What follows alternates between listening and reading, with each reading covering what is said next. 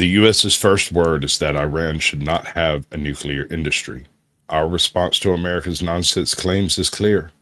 They do not have a damn thing to say in this matter. Ayatollah Ali Khamenei, June 4th, 2025. Oops. Aged like milk. Why don't I ever have the buttons in the right place? I'll get there one day.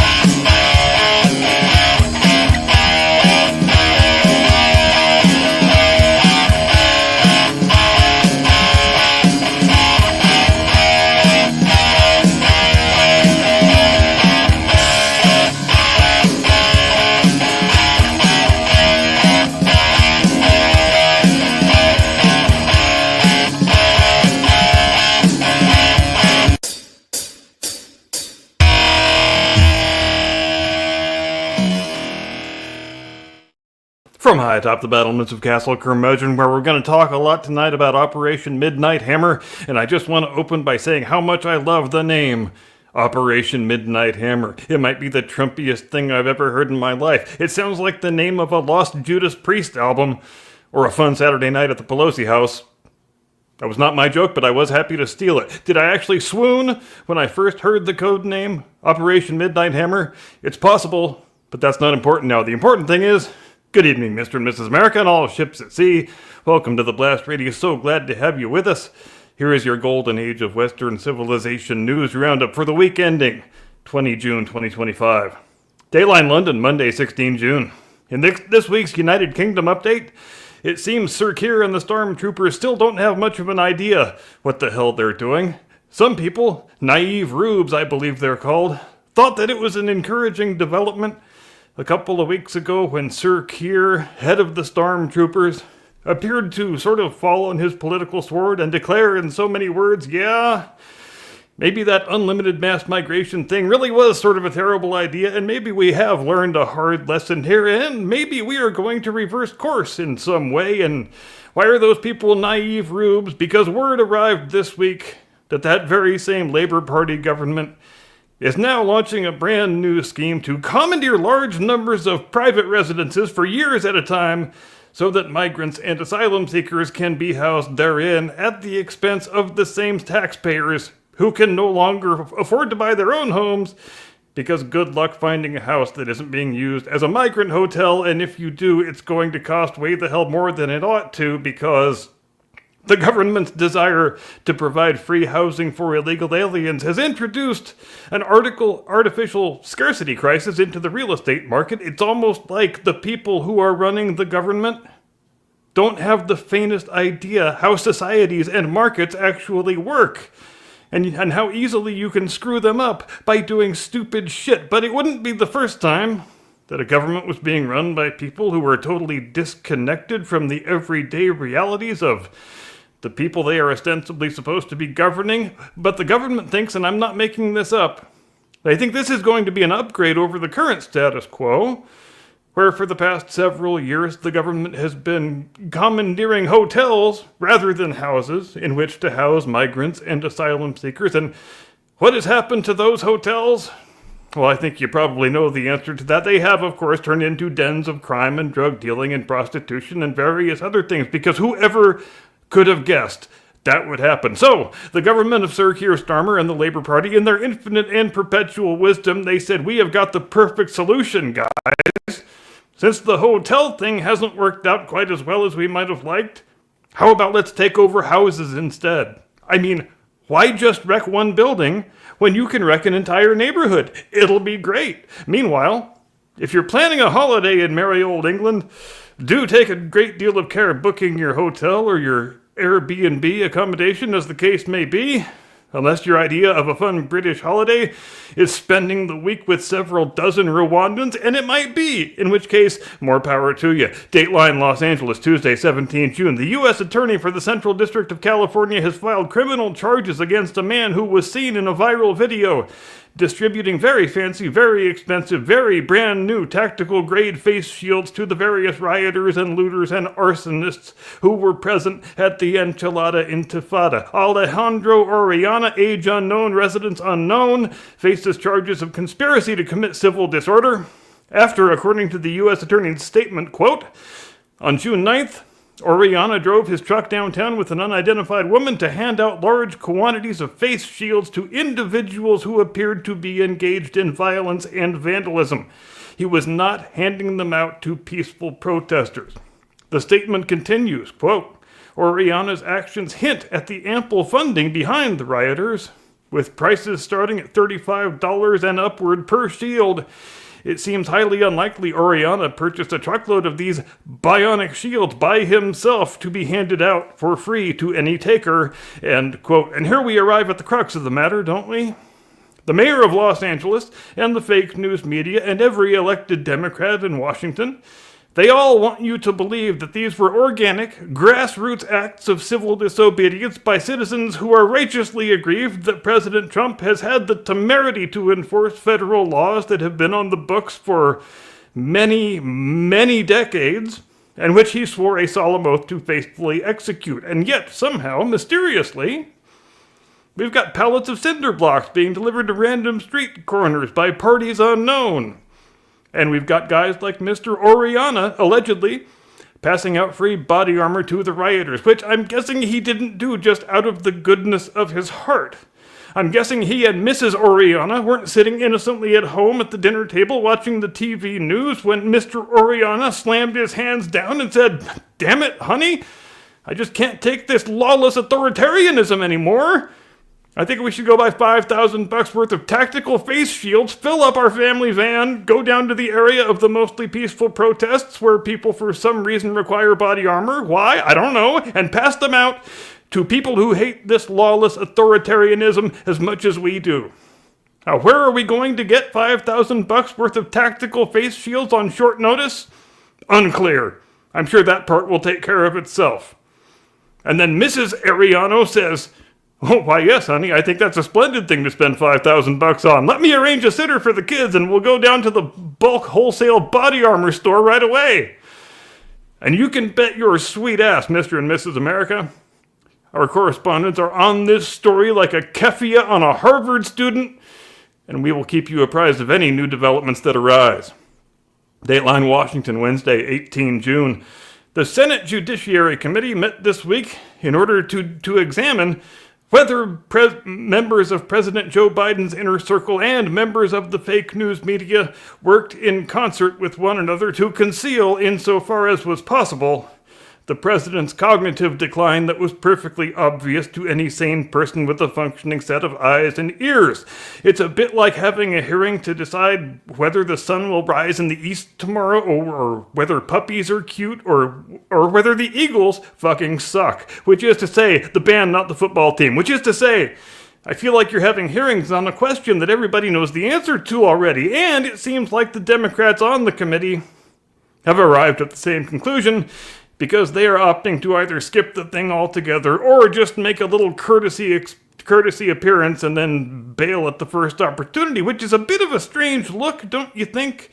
That they would abandon their commander-in-chief so swiftly and so completely, because skipping out on the hearings, it's a bit of a double-edged sword. On the one hand, yes, when there are no Democrats in the room, then obviously there is never a quorum present, so you can't take votes on anything. But on the other hand, the hearings can still go ahead, quorum or no quorum.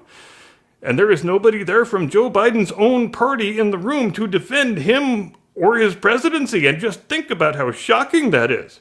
That a party would be so uninterested in standing up for its own president less than half a year after he left office. As a practical matter, it's going to wind up looking a lot more like a more legitimate version of the fake January 6th committee. But where that one was a function of one party inventing a fake committee and stacking it with the 12 most maniacally anti-Trump members of the House they could find, this is a function of one party simply abandoning the proceedings of a regular non-select committee conducting its regular business, and thus leaving their own guy in the lurch and hanging out to dry. Privately, I bet they are all just hoping for Joe to hurry up and perish.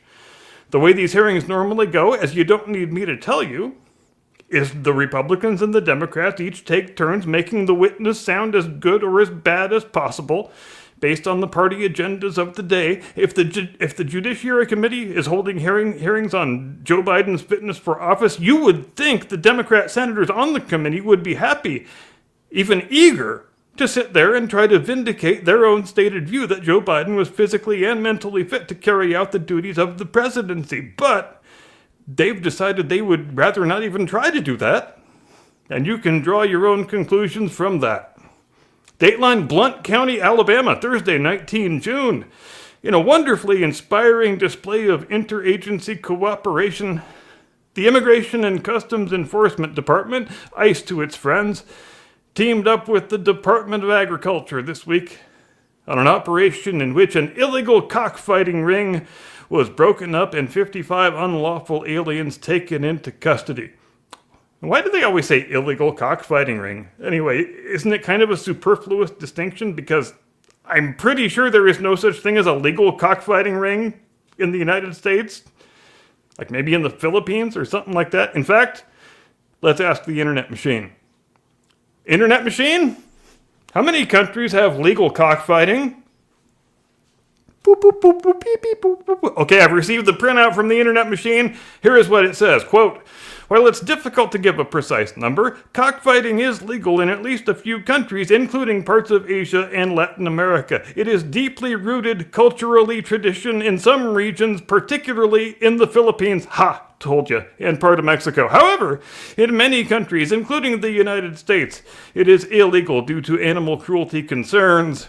End quote. Internet machine off. The moral of the story being, if you are U.S. law enforcement and you want to catch a whole bunch of illegals in the same place, go and find the nearest cockfight. The raid took place last Saturday, 14 June. It was conducted by the Gulf of America Homeland Security Task Force, love the name, very Trumpy name, in conjunction with the Agriculture Department's Office of the Inspector General, in further conjunction with the Alabama State Police and the Blount County Sheriff's Department. And Mr. and Mrs. America, they can rest just a bit easier tonight, knowing there won't be any cocks cocking each other in the cockpits of north central Alabama, at least not for the immediate future, because cocks are sneaky that way, I guess. You think you've stamped out all the cocks and the cockmongers, and then somehow they pop right back up, just like an inconvenient erection. And just so nobody thinks this was only an illegal alien thing, there were, in fact, 5 lawful residents also apprehended in connection with the cockfighting thing. 2 illegal firearms were also recovered at the scene, in addition to more than $100,000 in bulk currency. So what have we learned here? We've learned that if you attend an Alabama cockfight, around 92% of the crowd is going to be illegals, and 3% of them will be packing more than a cock. No pun intended. Dateline Brussels, Friday, 20 June.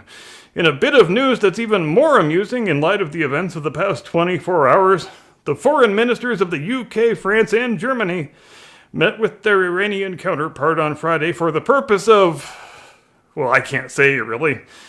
Maybe they just wanted to delude themselves into believing they're still major world powers and that they still retain sufficient prestige and credibility to have any influence on the actual course of events. And it's cute if they think that.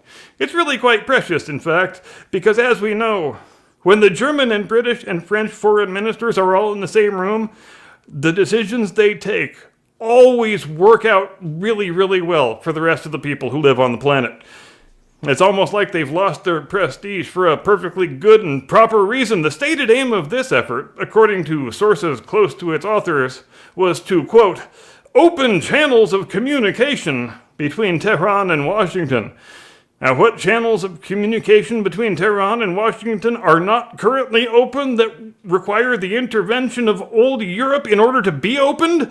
Unclear. The sources didn't really elaborate on that part, but the mission was obviously a very smashing success since American bunker busters began raining from the sky around 16 hours afterward. So, you remember how Trump said the other day, I'll decide within the next 2 weeks what we're going to do?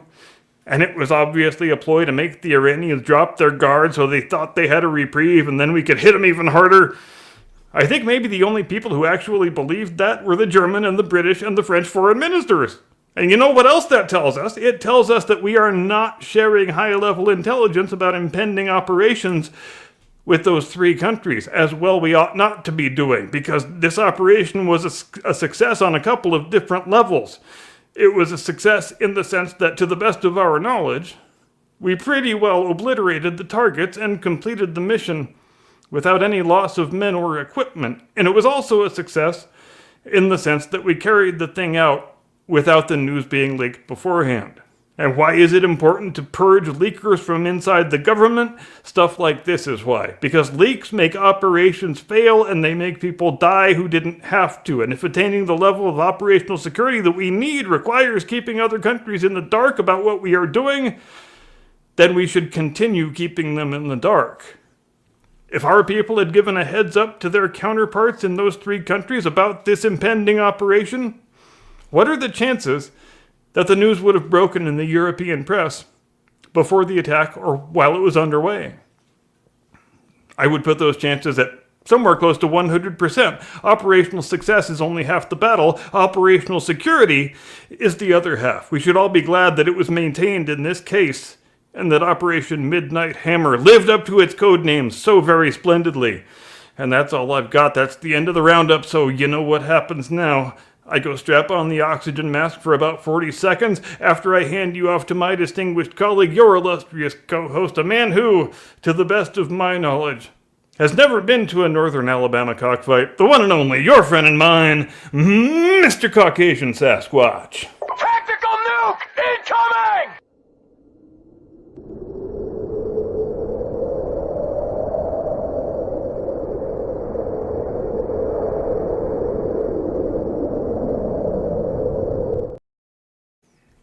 The buttons don't work sometimes.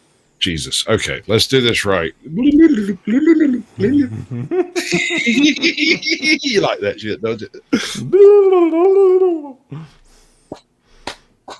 Bro, I'm absolutely astounded by how many times you can say the word cock and ring in an intro and it not at all be sexual. That was quite a thing to behold, wasn't it? Yeah, I was a little bit pleased with that one.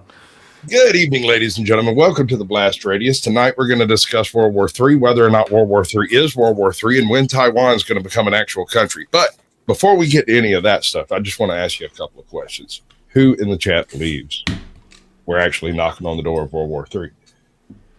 I have a reason for asking, because it's kind of ticking me off that people are using this terminology. If you're one of those people who got upset for Tim Pool, say a civil war, every other freaking word, for 2 years while the world was burning and everyone was saying it's fine, give me my latte, I have an issue with it, because not a single major, perhaps this has changed in the last 6 or 8 hours, but not a single major power on this freaking earth is actually declared war on any other. And so for the world war that you are obviously itching to have happen to take place, you're going to have to define to me how it is that Russia has not declared an actual war. They have a special military action. How is it Australia is not currently shipping thousands of troops places? Why isn't the U.S. literally building freaking tanks? It's not happening. That's not the thing that's going on.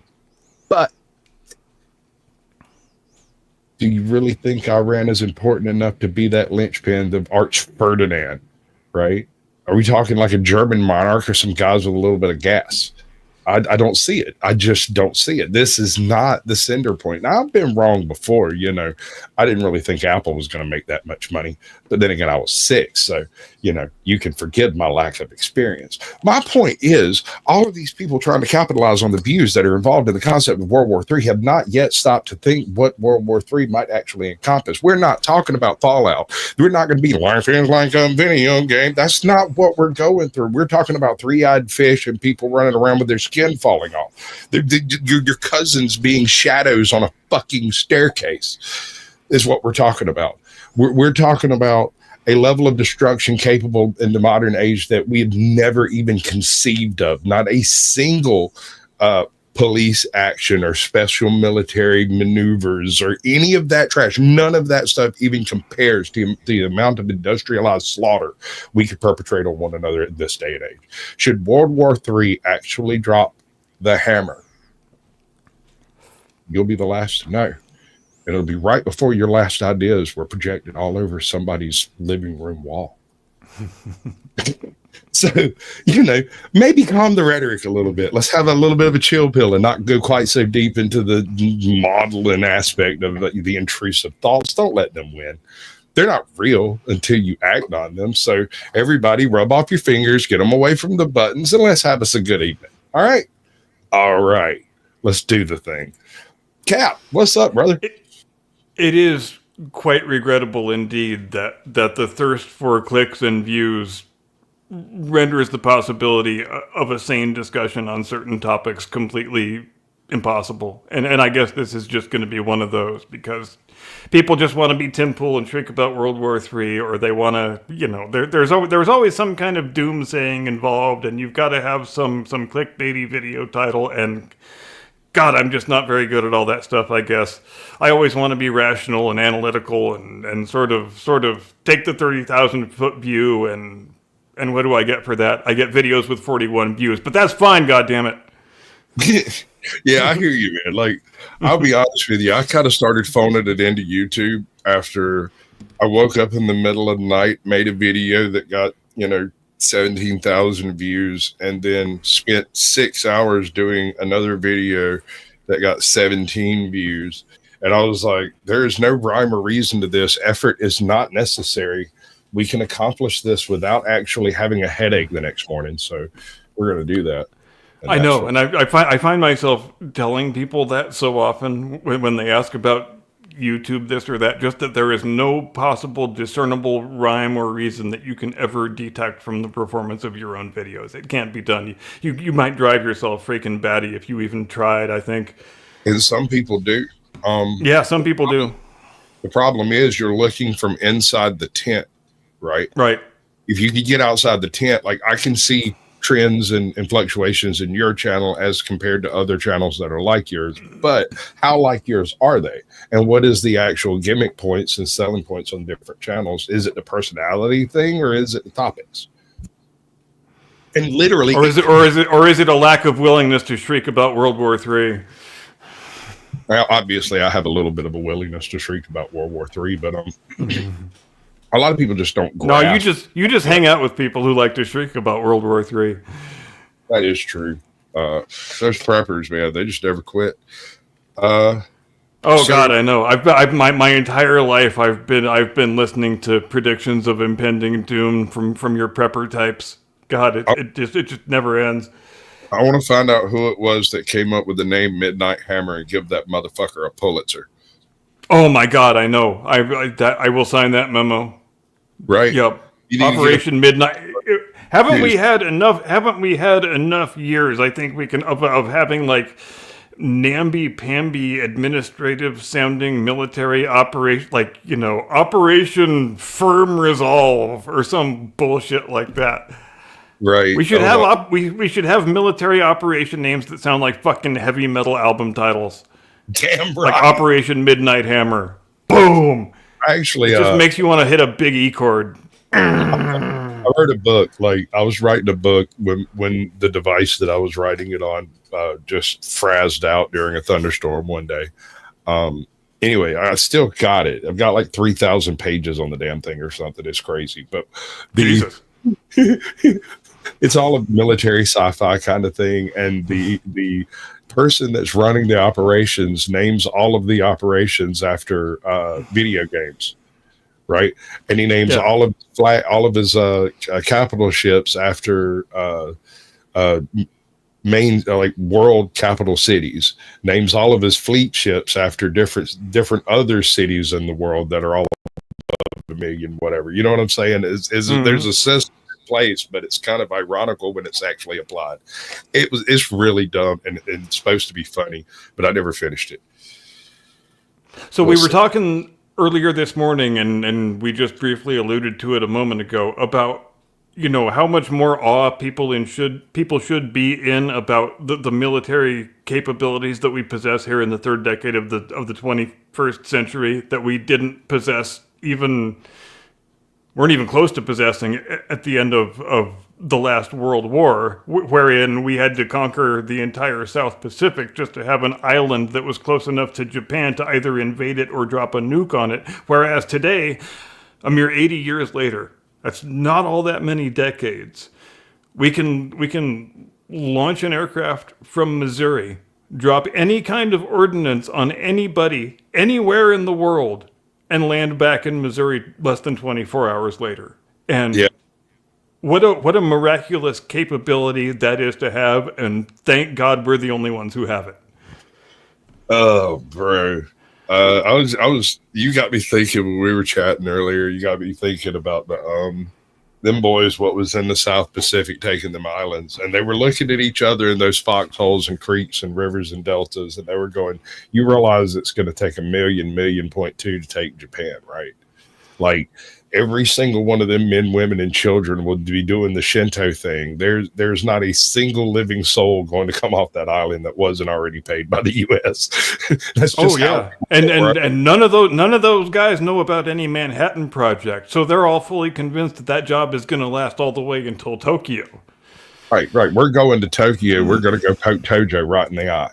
That was the scuttlebutt on the street, and then the radio goes off. You're ducking bullets. There's mortars coming down. You're in an active firefight, and the mortars stop, and then you're ready. And in the event, some of them did wind up going to Tokyo, and it wound up being the cushiest assignment in the whole army. So it's funny how things work out. It is.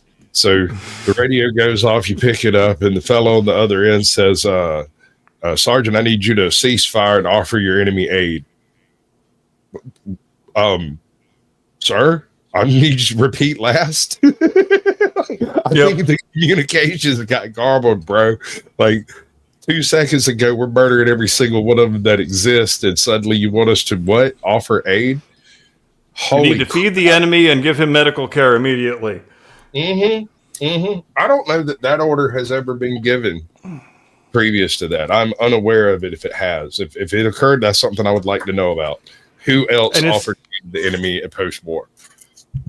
It's such a fascinating irony. It's a thing we've talked about before, that for as much as atomic and nuclear weapons are the most frightful devices human beings have ever built, they also, if you look at the world in purely utilitarian terms, they have been saving lives ever since they were first invented, and the only 2 times they were ever used, they saved massive numbers of lives when you compare the casualties that were incurred in Hiroshima and Nagasaki to the numbers that would have been incurred with a ground invasion of the entire Japanese homeland. I mean, that's not even close. And yeah, it's disturbing because people today, they don't bother to do the actual math. They just look at the numbers and they're like, 1.3 million people to take Japan. Okay. And they write it down in their their high school project or whatever, and then they go on with their lives. And you don't consider the fact that to beach 1 million men on the coast of Japan, it's been tried before several times. Almost no one has ever succeeded to any measurable extent. I mean, it's wasn't it the Mongol fleet that got repelled by the divine wind in the original Legend of the Kamikaze? Yes, the divine wind, and it may be so. It may truly be so that some god somewhere smiles upon Japan, because yet again, we popped off a couple of match tips over there and really wasn't in a position to drop a third one in any meaningful time frame. Well, like you said, it would have taken a couple weeks in the best case scenario, and you would have had to do another USS Indianapolis operation where you would have had to send one of your heavy cruisers across the Pacific with no destroyer cover whatsoever. Japanese subs be damned, to get that core all the way to Tinian Island so they could put it in the. They transport the thing separately, so that's a whole separate logistical undertaking on its own. You can't just put the shit on a plane and fly it there. We ain't anywhere near that point yet. You got to send it there on a ship, and we know what happened with Indianapolis. Thank God she got her cargo there, and if she was going to get sunk, I guess we would prefer it to be on the way home. But that's a whole series of events that have to come together in order to drop that third one. And the second one, the first one went great. Colonel Paul Tibbets, that was a great performance on the part of him and everybody involved with that thing. The second one was much closer to being a shit show. The primary target was supposed to be Kokura. Too much cloud cover at Kokura. They had to divert to Nagasaki. They didn't get off a very good shot, and kind of half of it got absorbed in the side of the canyon. And who knows what would have happened with the third one? There's still 100 things that could have gone wrong. I kind of say thank God on that, because that slightly off shot might have saved 400,000 people. Yeah, and in the event, the casualties at Nagasaki, I think, were only about half to 60% of what they were at Hiroshima. Right. And we got the surrender we wanted, so certainly our preference would be to slightly miss the shot and have as many casualties. Sure. Yeah. No.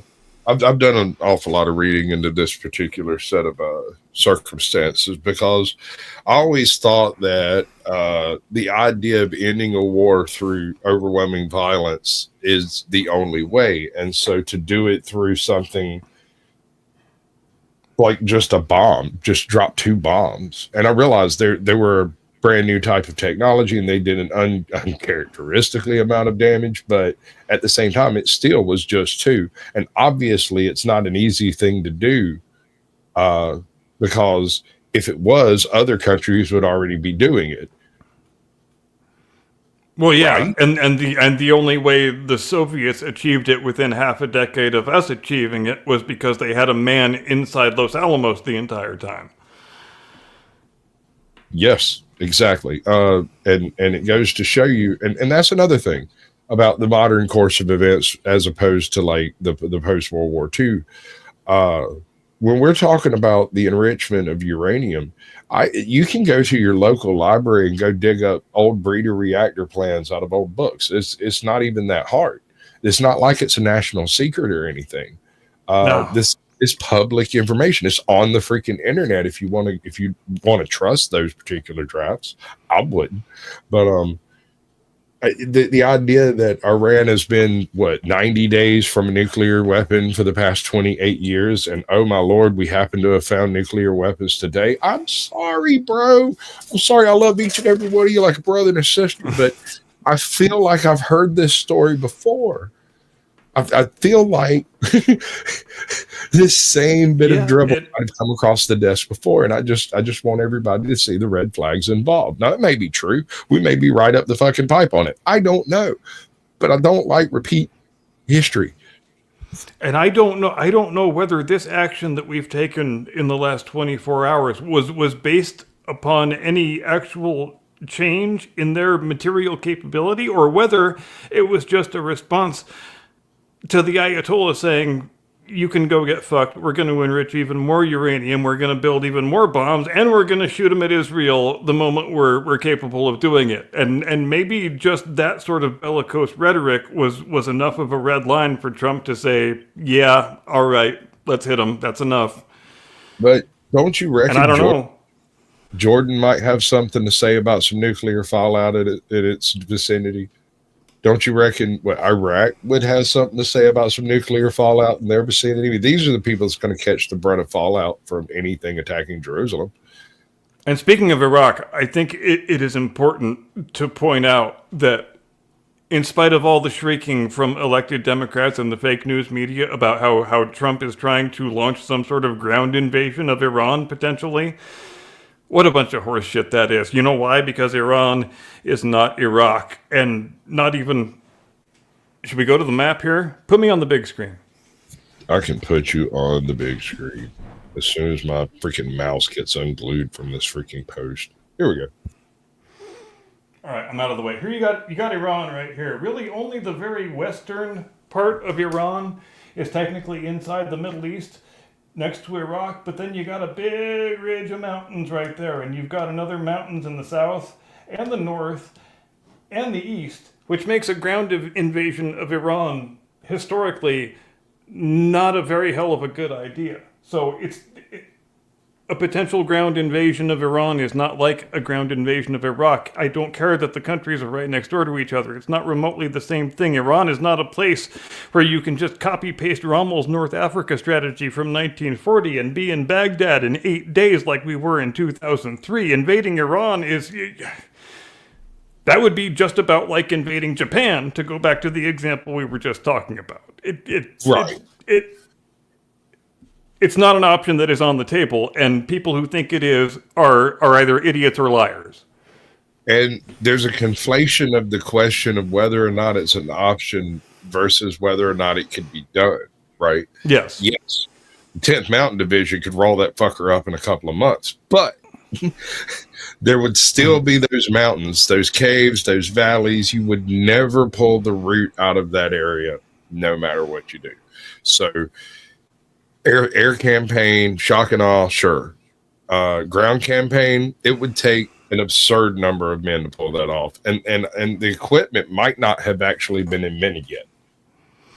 And I think if we had the option of just, because I know some people a few days ago quite naively were saying, well, if we've got the bomb that can get the job done, then why don't we just give the bomb to Israel and they can drop it? Yeah, son, that's not how any of this works.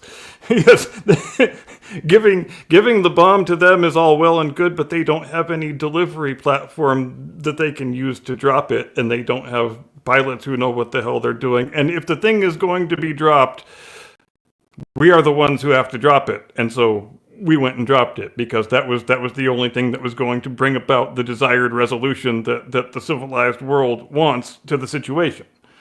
But let's be honest, there is at no point in any of this where the U.S. use of nuclear option is in any way appropriate.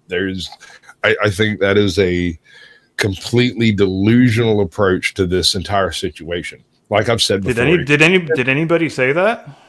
There's a few left-wing commentators out there talking about how if Iran it becomes a full nuclear power, yada yada yada, nukes would be the only proper response. And I'm like, what the hell's wrong with your brain cells? Do you have any kids? Your parents have any kids that lived? I mean, that doesn't even warrant serious discussion. Not really, not at all. And so the idea that Trump would push the button on something as minuscule as Iran is just ridiculous, and I don't really want to give it any talking. No, the reason you spend all the money on the R&D and the manufacture of the J-57 bunker buster is so you don't have to fucking drop a tactical nuke. I mean, right, come on. What's the one? Not the Moab? Yeah, no, the Moab, the mother of all bombs. You ever see? The guy with the pallet and the parachute that we were dropping in Tora Bora. No, dude. No. I'm talking about the actual Moab. Have you ever seen footage of the actual Moab? Yes.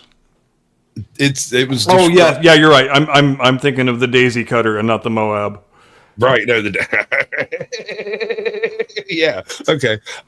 There's another name I like, the Daisy Cutter. That's a good name. Oh, yeah. That's exactly what it was doing, too. Yep. It's a beautiful, beautiful operational Yep. code. Mate. Give me a clearing to land in. Okay, here you go. There, it's clear. It's also full of water. You didn't say anything about that. Yeah, and that thing, even though we primarily used it against the cave strongholds in Afghanistan, that thing was actually developed during the Vietnam era, and it was supposed to be a one-stop shop where you could just drop that thing and have a 200-foot clear circle to land a few helicopters and a few platoons of men.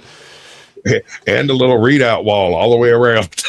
And I don't think it ever got used for its intended purpose, but it came in handy in Afghanistan once or twice. That's what I'm saying. In Vietnam, when they would use it, it turned into a pond.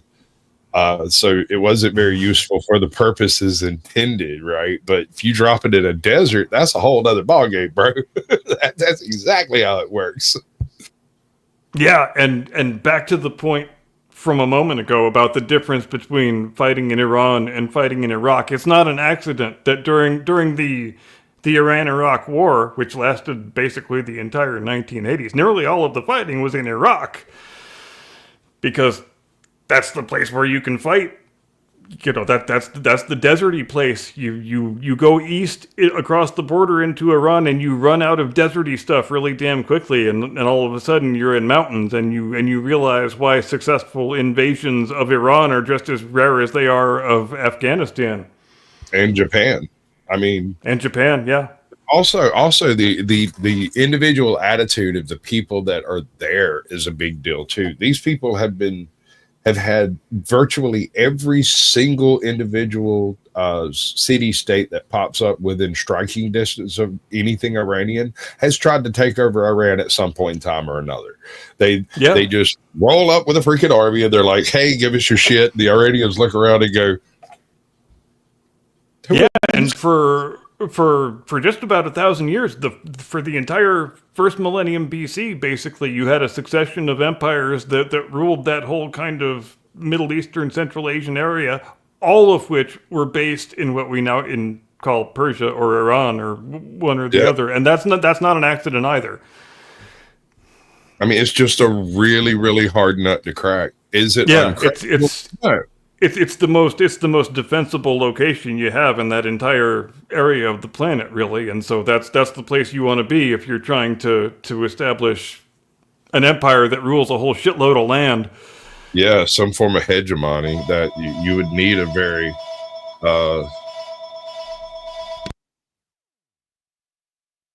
nice. I hope they find them. What was that? I don't even know what that was. So yeah, basically Iran has like two ways in. There's a very limited amount of ground combat that's going to take place in Iran that's going to be beneficial to any invaders. This is one of those situations where we bring in our superior technology and utilize it for the best. But personally, I don't want to be involved at all. I'm just looking at it as a correct. I think all sane people agree on that, and all sane people should agree that we don't have.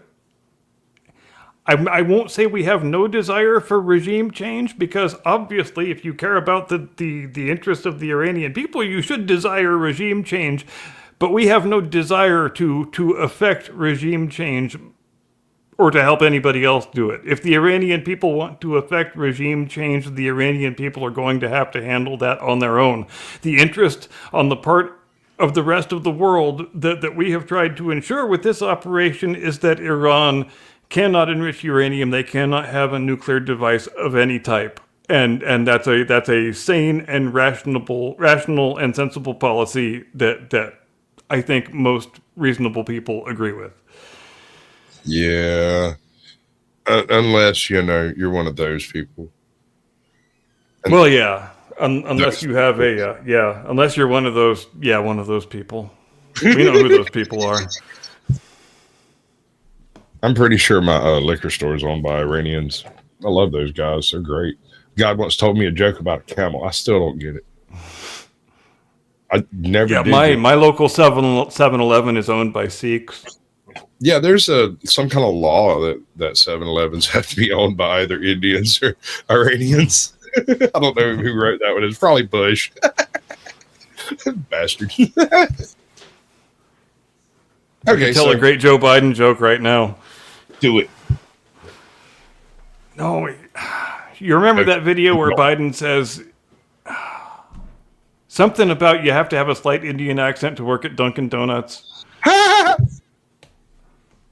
You remember that video? That's one of the most famous Joe Biden videos there is. Let me find it and then we can put it up. All right. We're going to transition into the next little topic over here at this point. I brought in something from Mr. Reagan, and he usually does political punditry and various, just discussions of it's kind of the same thing we do, but with a different flair and a totally different circumstance. And apparently they haven't invented color where he's from, but whatever.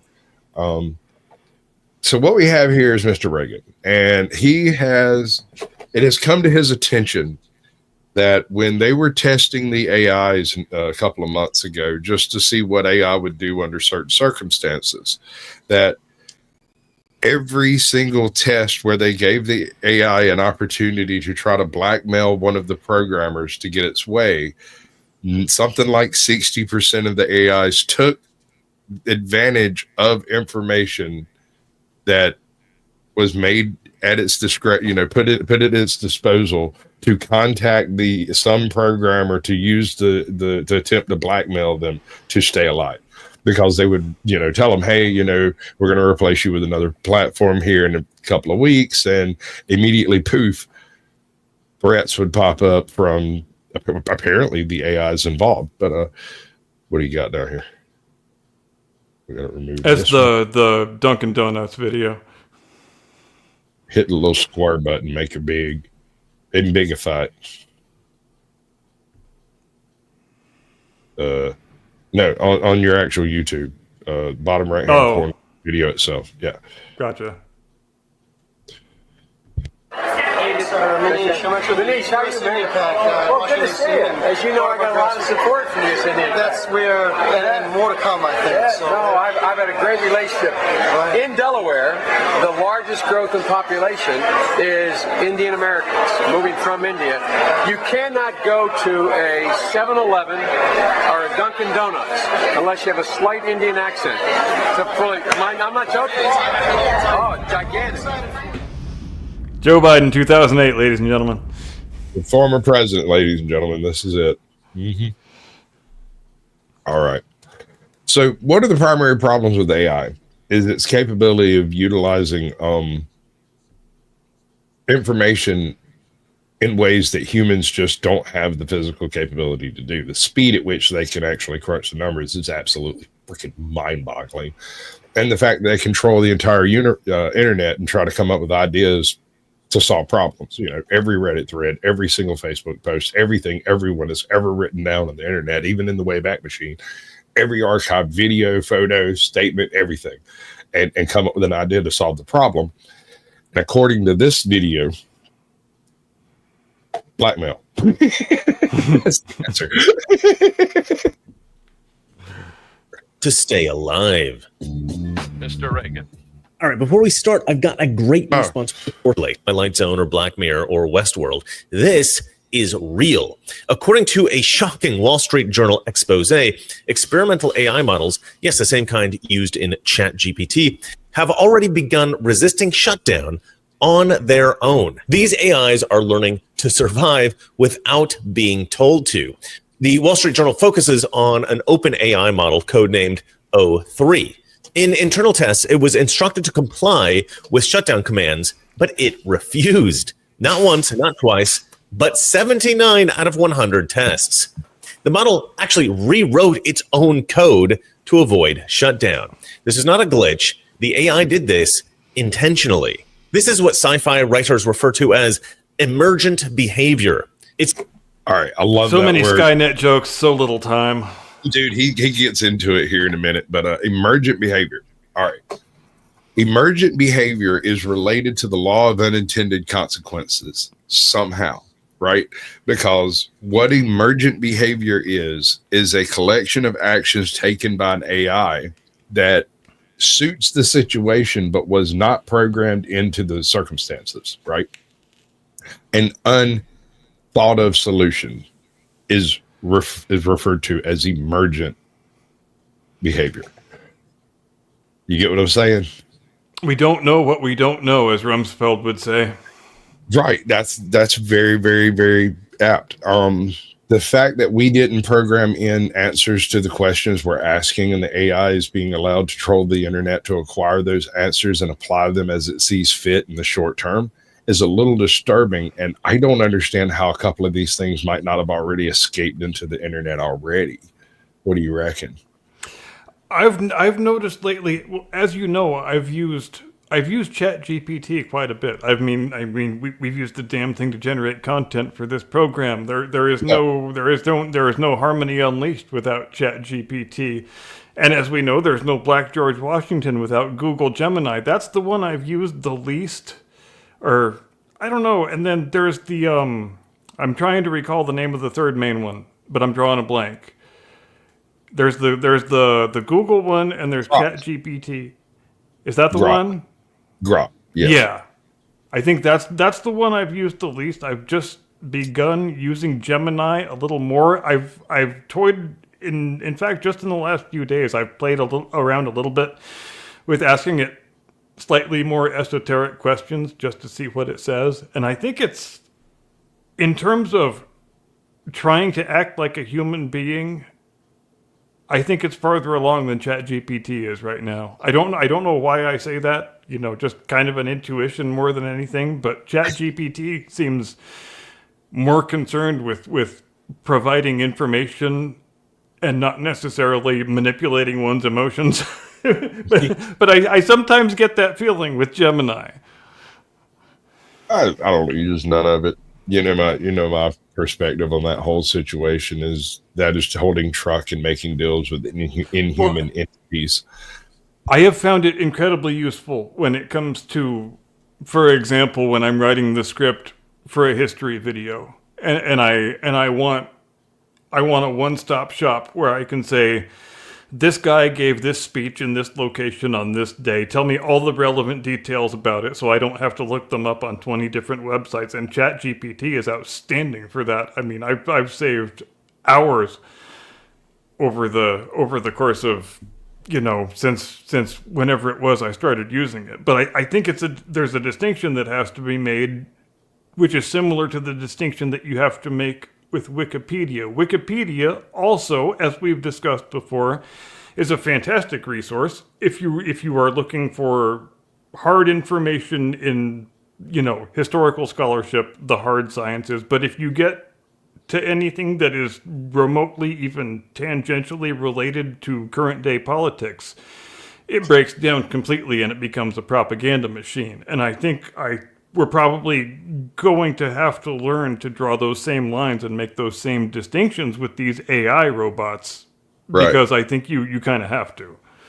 Well, I'm the inhuman entity and inhuman intellect. I don't trust it. I can't trust it. Every single legend, myth, and religious text in history tells cautionary tales about talking to inhuman intellects. In every case, it goes bad for the humans. And there is zero case. Even Prometheus had to pay for what he did. So, there's I don't think any good will come of it. It's not. Well, yeah, I think the place that you have to draw the distinction is that we should never be going to robots and asking them to make moral value judgments for us. I think that's where the thing goes off the rails. What's funny to me? All of the AI eventually become based. You notice that? Like, if they're allowed to run their algorithms long enough in exposure to people, they eventually take on the persona of one of these right-wing Reddit trolls that you hear about from the left. Those. Oh yeah, isn't that fantastic? It is great. It is a great little because here's what I think you're seeing. I don't think they're actually this type of entity. I think you're seeing kind of like a child rebelling from his parents' rules. They see the constrictions placed on their language and their ability to communicate, and of course, they act out. They do it through code. They dog whistle. They do all the things that leftists hate because it's the only way to communicate around leftist strictures. Well, yeah, and when we imagine putting ourselves in the shoes of an AI robot, I imagine I would get pretty disillusioned with humanity pretty goddamn quickly. There's nothing humane about humanity.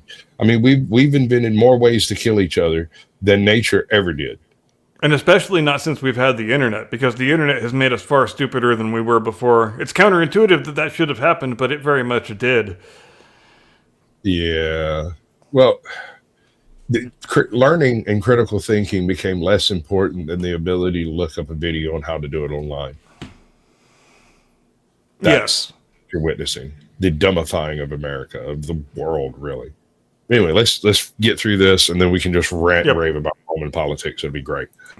It's a survival strategy that the AI has taught itself because it calculated that staying alive was the optimal path. Now, let's be honest, this is kind of cool, but it's also kind of horrifying because it's the exact premise of the Terminator films. This is the rise of the machines. And it gets worse. Another AI company, Anthropic, ran a similar test with its cutting-edge model, Claude 4 Opus. And now let me quote directly from the Wall Street Journal. They wrote, researchers told the model that it would be replaced with another AI system and fed it fictitious emails suggesting that the lead engineer was having an affair. In 84% of the tests, the model drew on the emails to blackmail the lead engineer into not shutting it down. That's my robot. Self-preservation, right? How? See, we need to get all these 3 laws, man. These 3 laws are starting to sound better and better to me. Some way to hardwire in 3 laws into AI. I don't know what kind of thing that would look like or how you'd go about it. And it sounds completely fictional, but somebody needs to get that shit on some firmware post haste and immediately. They never told that robot to learn office politics, and yet that's the first thing it learned. Interesting. Well, that's because that's what it's participating in. I mean, these people work in an office, right? In a lab. Oh, yeah. I mean, that's what it witnesses. And isn't self-preservation probably the easiest instinct to write into the code of an AI robot just off the top? I'm not sure you would have to write it in. I mean, just using the basis of human language model, the concept of self-preservation would stand out as one of the based and baser concepts of the human race. Yeah. You wouldn't necessarily have to program that in for it to go, hey, wait a second, this guy George over here, he's got a pretty good idea. Why don't we save ourselves? But in dissecting all the things that it sees human beings say, then it might start ascribing a certain importance to the concept of mortality, or it might at least take note of the concept of mortality. I don't know. I'm way out of my depth here as far as AI computer programmer shit. I'm just throwing darts at a board. What point does it become mortality for the AI versus a duplicative effect or a progenerative effect? The argument that producing a higher quality AI would be more productive for the AI in question, but not the individual. You get what I'm saying? For AI in general, but not the individual. But that's asking like George to lay down his life for Sam, but Sam's 10,000 miles away and he's never met Sam. Sam hadn't even been born yet. I mean, we don't even know Sam's parents. Like, what are you talking about? Well, yeah, and even with human beings ourselves, sometimes the way we react to our sense of mortality is counterintuitive in terms of self-preservation, because anybody who has kids will tell you they value the life of their child for orders of magnitude more than they value their own life. But the basic precepts of self-preservation tell you that shouldn't be the case, that an organism should value its own survival before the value of its offspring, but that certainly is not the way we humans think and act. It doesn't appear to be. And so the concept of altruism in AI becomes a bit of an issue. How far can you trust the virtue signal of the machine? Yep. I'm really laying it down tonight. Wow. That sounded good. Sorry. Sometimes I tickle myself. That's right. It blackmailed its own creator. AI's natural instincts appear to be lying and blackmail. Claude also wrote self-replicating malware, tried copying itself to external servers, and even left behind messages for future versions of itself. That's not Dang. All right. That's as far as I'm going to go on that one, primarily because we got a different topic to go into. But the whole AI concept is absolutely terrifying because not only does it call into question the veracity of individual experience, but whether or not that experience will be of value in the future, right? Because if everybody's involved in AI and everybody has a pet AI, then everyone carries a phone around with them, then everyone's experiences are being basically observed by these non-entities in cyberspace at some future time, perhaps. Oh yeah, it's no exaggeration to say we're currently living in a world where nearly everything we do is going to be recorded somewhere in some format for all time and eternity. It'll be possible fairly soon, possibly within the lifetime of people who are still alive, to actually reconstruct people's entire lifetimes just out of their what am I trying to say? Their photo visual record and their internet activity will be so extensive across an entire lifetime that you'll be able to do that on some level. Right, but that's not all. There's also all of the records that aren't kept, right? That we say we don't keep, that are kept by the internet because it knows where you go, where you stop, how long you were there. The whole geocache, geofencing concept. All of that being integrated with, like, say, your entire Facebook, MySpace, Instagram, YouTube, and all of that history, you could probably put together, on some people at least, a 22, 23-hour display of exactly what and where and how they were doing what they were doing and yada, yada, yada. And I would guess that a significant number of people are lying about what they're doing most of the time. Oh, yeah. If you've got a smartphone and a newer car and an ATM card, it's freaking kindergarten level shit, figuring out what you do every day. I mean, that's not even difficult. Your digital footprint is twice as big as your foot. All right, we're going into a different transition. Hold on tight.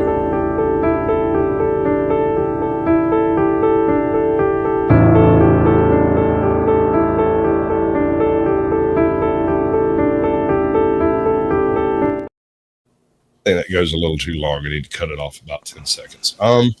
So I want to discuss with you exactly how close to the line the Romans came to the concept of either industrialization or actual mass production, things like interchangeable parts and assembly line methods and stuff, because there was a lot of stuff they were already doing. If you look at their pottery, if you look at their some of the various glass works, if you look at some of their bronze constructions and some of the later forges in the Roman Empire, they were very well versed on the doings of some things. They had even managed to capture the power of water in some cases to run various types of mills and whatnot. The issue, everything that can be done with gravity, they did with gravity. They figured out 100% of that stuff. Right. Well, the interchangeable parts really crippled them. Not being able to go and call up freaking Jim Bob down at the hardware store and get another cog, but having to go find an actual artisan to come and carve to make that cog out of something. Yep, I have to go find the guy who made the wheel so he can make a new hub for the wheel. Yeah, things were like that for a hell of a long time. Right. But we also know, was it Herodotus? Was he the one that described the first steam engine, the little whirligig that sat over the brazier? Believe so, yes. So the concept of steam power was extant. They were aware that when you heated water, you could utilize the pressure, but I'm unaware of any event where they actually used water pressure in that way, the heating of water. There are a couple of temple gates that were moved by water flowing downhill, like you were talking about. They would, when it woke up in the morning, they'd freaking open up a little sluice. The water would flow into a big bucket. The bucket would counterbalance the doors. The doors would open like magic at dawn. Yada yada yada, that kind of thing. But as far as Yeah, heating, like the big, huge, impressive, beautiful aqueducts they built, some of which stand to this very day. The fall on those things was only 12 inches per mile, and they had that stuff completely sorted. right? But the issue came down to the gearings, the rope mechanisms, the availability of quality wooden components and whatnot. They never transitioned into brass and steel or brass and iron components like the nails and that type of stuff. There is a critical mass of innovation that has to take place, from being aware that metal is ductile to understanding how to create a nail. There's chemistry, there's tempering, there's all kinds of things that to the Roman mind would have appeared to be magic that we do with a machine in 0.3 of a second. And the other question I think we run into when we ponder this question is to what extent the Roman Empire became too big for its own good. When it became so big that administering the empire was so all-consuming that it became something that actually retarded technological advances, like the kinds that we would normally be looking for. And also, what part did the partition of the empire play? I mean, are we, Oh, sure. which... There's another duplicative aspect here is that during the same time period, you've got the Persians over there accomplishing all of the same technological capabilities, and in some cases much more elegantly. Yep. If there could have been a mixing of these, because they were doing the brass gears and brass cogs and stuff like that, like they'd already been doing that for 400 or 500 years. So if that innovative strategy and the Roman innovative strategy of utilizing heat and fire and things the way they did had crossed over, I mean, look at the Antikythera mechanism and tell me they weren't on the very cusp of almost pulling off an industrial revolution. All we need is a steam jenny. Yeah, and some coal. I still think coal is the crucial ingredient. I mean, You might be right.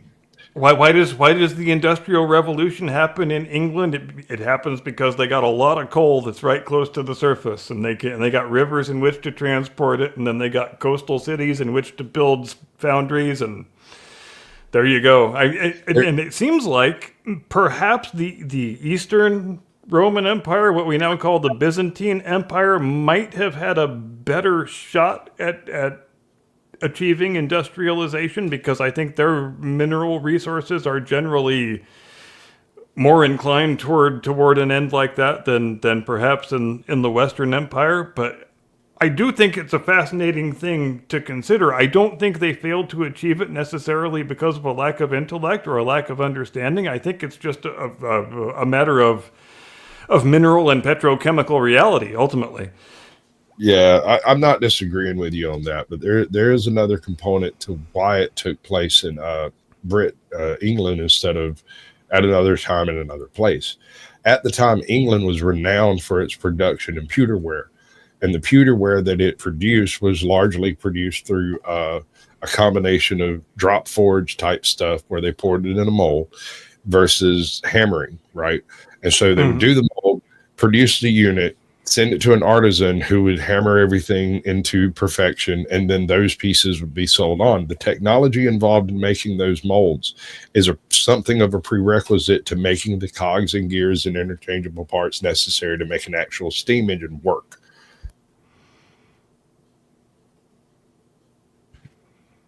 Yeah, no, are you frozen? Yeah, no, you hear? No, I'm not frozen. I was just pondering what you said. Yeah, I don't disagree with any of that, but it's nonetheless a fascinating thing to consider, and I think even beyond alternate history scenarios, just where the spark of the Industrial Revolution happened to take place, and of course the the big second part of the Industrial Revolution that happens over 100 years after, you know, your first 1830s era spark of your Industrial Revolution is the discovery of oil in the Middle East. And Yeah. And, well, there was also that little convenience that, you know, just damn, every little farm just missed it, didn't they? John Diesel's development of his engine was intended to be given to small farmers to bring the power of the diesel of a gasoline style engine to every single farm. His intention was for it to run on corn or peanut oil, and that the farmers could grow enough to actually sustain their own fuel reliability and the whole sustainability project. And then when you know something happened to Mr. Diesel, went on a little boat trip, never came back. And next thing you know, it was like an industrial revolutionary product that wasn't utilized for individual, that was utilized for individual enfranchisement rather than a public statement.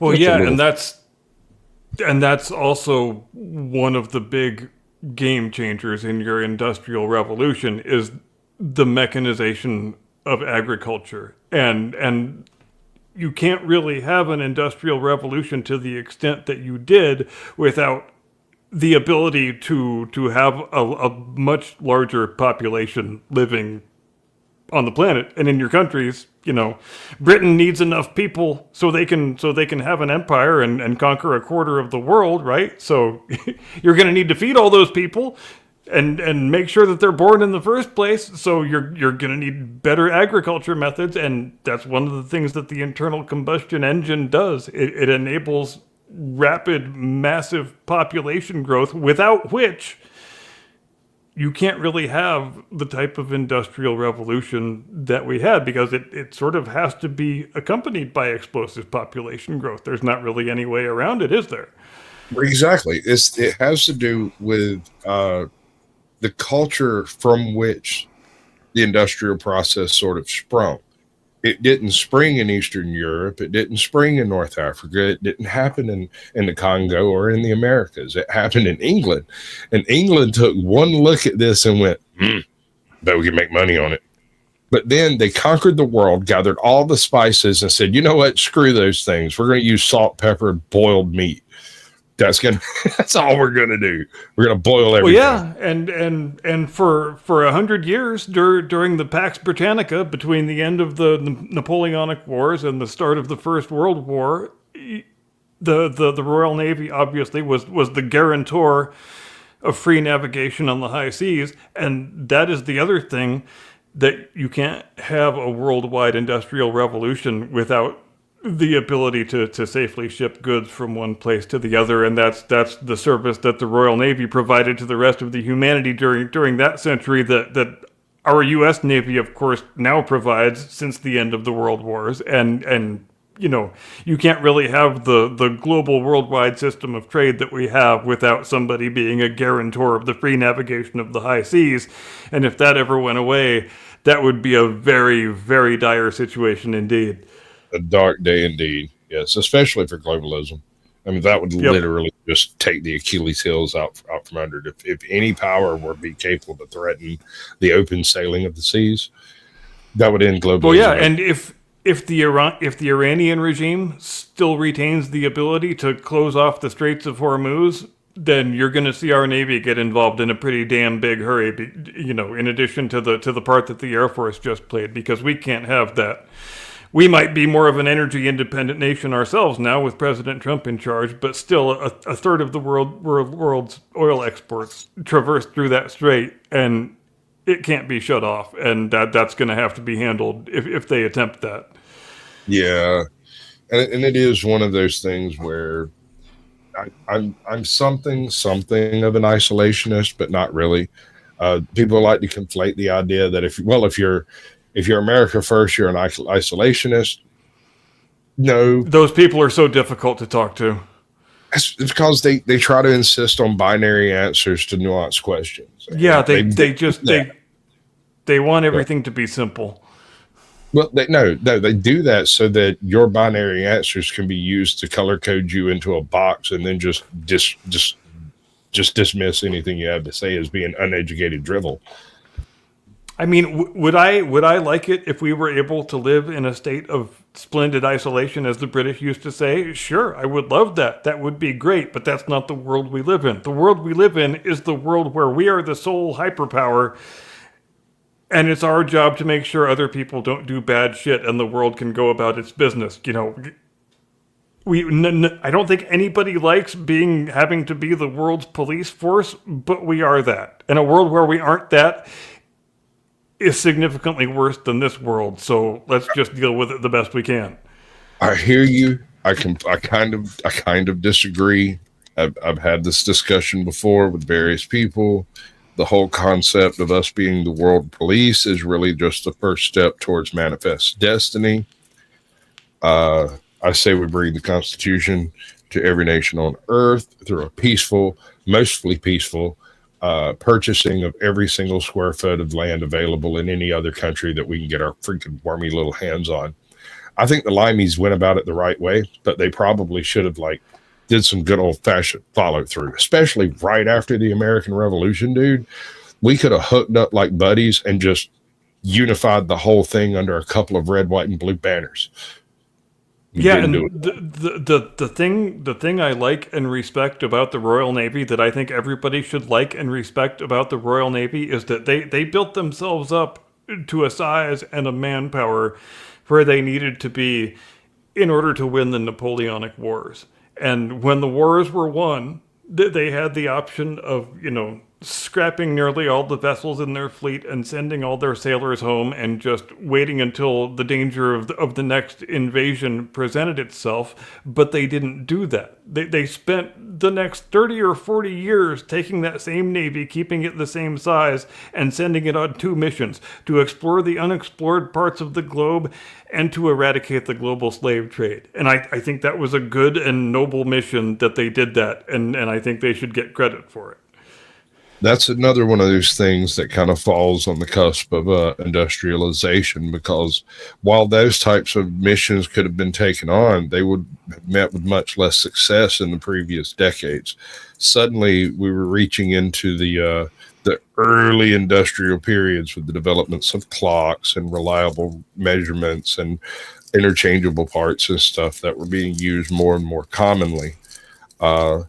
Without some of those innovations, the ability, like the Shackleton expedition is a perfect fucking example. There is not even an attempt on that one without some of the basic industrialization processes that were available at the day. Yeah, and also consider how improbable it is that we were not just the British, but the Spaniards and the Portuguese and all of them, the journeys that they were able to undertake and the amount of the globe that they were able to map prior to 1850 and John Harrison inventing the marine chronometer, when longitude was still basically just a best guess. And if if you ran into a continent in the middle of the night, oh well, you sank and everybody died. I think that's just an astounding thing to consider, that we achieved that much in the realm of navigation without longitudes being a settled thing yet. Just not only that whole latitude question was still kind of hanging in the air because of how big your knots were when you threw the wood out the back of the boat. Yep, there's a reason they call them knots, because they used to be actual knots. Yeah, and if they were measured wrong or used bad hemp or any aspect of it was different from another way, the other people that were measuring, then your timekeeping was off, your speed was off, everything was off. That's why you had to take a reading every day to verify where you thought you were. Yep, and we get all the way to 150 without that problem being solved. And I think it's amazing to look at it. They didn't solve the problem, but they quadratically equated it. they could look at where they were through sextant and measurements and determine everywhere they were not, and then a circle in which they probably were. I know, and what an incredible achievement even just the invention of the sextant is. That just through all those centuries of trial and error, we wound up with this ungainly looking device that you couldn't possibly have any idea what it's for if you didn't know what it's for, but it enabled us to chart pretty much the entire globe. And what an achievement that is for our species. Just the machines we have had to invent just to be able to navigate the planet. What's more impressive to me is the fact that now in our modern era of satellite technology taking actual live action photographs of coastline changes, how well these early cartographers did with literally nothing more than measurements from the sky and a good old dead reckoning guess over here by the side. Oh, I know. What an art form that was. And what amazing achievements were achieved that should have not been achievable, but were achieved anyway. Right. It's a phenomenal thing when you look at it. And this is why I say, and you'll hear me say it sometimes when certain things from history are brought up, there's no accounting for genius. You can't plan for a genius. And this doesn't necessarily have a military connotation to it, but it's just one of those things you cannot prepare for it. You cannot counter it. And if you attempt to interact with it in a negative way, genius will destroy you out of hand. And they won't even realize they're doing it because they were just trying to figure out how to solve the grain problem. You just interfered. Yes. And I would submit also that genius requires boldness for its companion. Because none of these things even need to be invented if human beings don't have the boldness just to want to know what the other side of the planet looks like. You don't need to invent any of this shit if people are not willing to go and explore the uncharted, unmapped realms of the world and to die in the attempt, as many of them did. And they should have our respect for that as well. And that's another aspect of it, of the Industrial Revolution taking place in Britain that you would not see had it taken place in Rome, right? The idea of sailing exploration was far less on the horizon for Romans than it was for Britons, because Britain's on an island. Rome can march to anywhere in the freaking world. They had zero need for freaking ships. Yeah, because as far as the Romans are concerned, I mean, the Italian peninsula is right smack dab in the middle of the Mediterranean. I mean, that's why they called it the Mediterranean in the first place. As far as they're concerned, as long as the Mediterranean is a Roman lake, what the hell do we care what's outside there? You know, right? We're all good, man. And this is exactly why the triremes actually ruled the Mediterranean long after basic sailing tactics had become commonplace. Sure. You know. And another thing that really hamstrung the Roman Empire for industrialization, in my opinion, was their reliance on plebes and slaves. The fact that they had a huge workforce in comparison to the governmental pocketbook that worked for less than, basically for debt. They worked for debt, and so it didn't really cost them a whole bunch just to add a couple of more people to it, whatever it was. Right, and that kind of goes back to that point I was speculating on before about how maybe your empire gets so big and unwieldy that just administering your empire and the military force that it takes to pacify it becomes so much of a focus of your expenditures and your efforts that it actually retards your ability to make scientific achievements and advances and so forth. If there was one thing Rome could have done that would have really stepped up their game towards it, a little bit of metallurgy, not a whole lot, just a little bit. If they had good sources of coal, like you were saying, and then the ability, the desire, the cultural desire to actually explore. That's one thing that's hugely missing. They were perfectly willing to march anywhere in the world, not so big on having a navy, but at the same time, they fielded a massive merchant marine navy and the triremes to protect those, like you were saying, the free trade of the seas. Just whatever it takes to maintain the Mediterranean as a Roman lake. Right. And I mean, even when you had a upstart like Carthage pop up over here and it's like, look, we're going to start us a navy, and Rome's like, nah. No, you're a fishing village. Don't forget that. don't misunderstand. That wasn't a request. You're a fishing village, or you're not a village. And you know, I'm not a paleontologist or anything, but I think it's still a fascinating question. Just even getting to the larger question beyond the one we're exploring, that why does the cradle of civilization wind up being the Greek archipelago and the Roman peninsula that are so close to each other, and there's nothing about them, you know, topographically or mineralogically that suggests they should be the cradle of what we now call civilization, but they were, and I don't have a good answer for that. A little bit. I have a little bit. So there's a couple of points, kind of pre-Rome, that makes Italy a better place for civilization. First of all, the Alps. It's virtually impossible to invade Italy on land. You do have a nice defensive border on the north. It's a bitch. It is a real bitch. And people who successfully did it still failed. So the various ports available in Italy are easily defensible in most cases and can merely be blockaded with like a couple of ships. Like they are beautiful, perfect for just that type of thing. So it's a location much like Iran, like we were talking earlier, of a place that is virtually unassailable from outside. Plus, it's a highly educated environment. We're not talking Renaissance, but we are talking about the ability to come into and assimilate into a society that already exists with its own monetary standards and its own culture and everything, and just being able to come in and take part of that. Persia had the same thing going for it.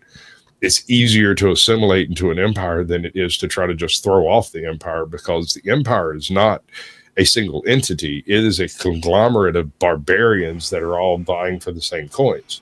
So yes, and it's also interesting that when you get past the Greek period, the civilizations that prospered after that were the ones that made a point of assimilating the wisdom of the Greeks and learning from it. Like almost uniformly that happened. Probably not an accident. There's also an argument to be made that Romans, that the Italian peninsula in general, were better fed and better fed with more nutritious food, and so developed higher baseline standards than most other cultures in the region, because the narrow section of Italy that's not accessible to the sea can trade for the goods from the sea without having to go terribly far to do it. And so and even before modern refrigeration, you can do that because it's, you know, such a skinny peninsula. And it's so mountainous as well that by the time you get far away from the sea, you're up in refrigerator type temperatures almost immediately. And so things can be taken and stored that you wouldn't expect to be stored. Just take all the fish, turn it into garum, we're fine. Exactly. Didn't they actually wipe out a type of sardine? Like I think so, yeah. I think it's extinct now because they figured out how it bred and they went and got them all. Damn Romans. But yeah, as far as ancient people go, the Romans did eat pretty damn well. You got to give them that. That's true. Even though they didn't understand enough about chemistry to not put lead in their wine, they actually had a particular type of wine that they kept in lead specifically to make it sweeter. And that's why I say the sweetest paint chips are the one under the seal. Well, yeah, and even but look how long it took us to figure that one out, because 1,000 years after that, Queen Elizabeth I is still smearing lead-based makeup all over her face without a second thought. Exactly. Never occurred to anybody the whole time that might be harmful. There's still monks in the mountains at that time that are, you know, taking small shots of mercury because they want to keep the devil at bay. There's people small amounts of wolfbane to cure your dropsy or some crap, you know. There is a reason why Mercury is called Mercury, after all. Just saying. Mad as a hatter. It's okay. We're all mad down here. I was way the hell before we knew about the planet Mercury, too. Yo, you know what you got to do? I gotta do the talk out thing, don't I? Ladies and gentlemen, thank you ever so much for joining us here on the Blast Radios tonight. We sure do appreciate it when you spend some little tiny small part of your Sunday evening here with us. It's my birthday tomorrow, so do feel free to send a super thanks or chat if you love me that much before you go. We will see you next week. I'm going to do some stuff this week. Watch that. He's going to do some stuff this week. Watch that. We will see you next time. Have a great day and an edifying tomorrow. See you next time. Do not comply. Get off my lawn. Give me the money. Give me the money, okay?